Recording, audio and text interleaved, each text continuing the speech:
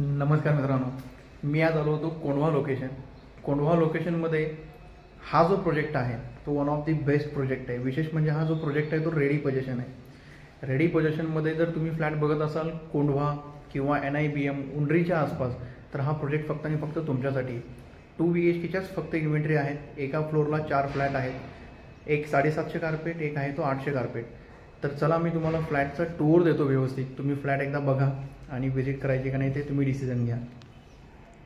चला तर मग आपण आता फ्लॅट बघूयात. ही जी एंट्री आहे ती पूर्व पश्चिम आहे.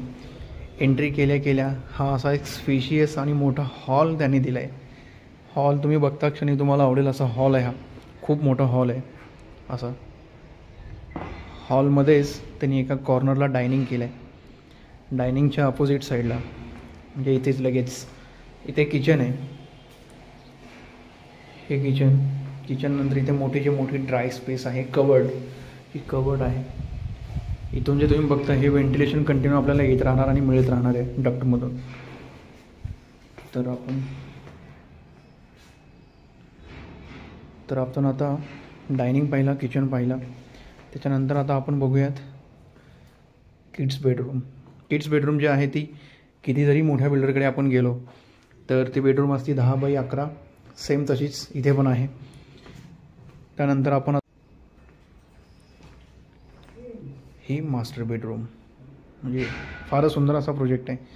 अवश्य तुम्ही कन्सिडर करा. आणि सॉरी, मी तुम्हाला हॉलमधली बाल्कनी दाखवायचं विसरलो. तर ती बाल्कनी पण मी तुम्हाला दाखवून घेतो. फक्त एकच मिनिट द्या. या प्रोजेक्टचा मेन USP आहे ही 10 बाय 10ची बाल्कनी. खूप मोठी बाल्कनी ही.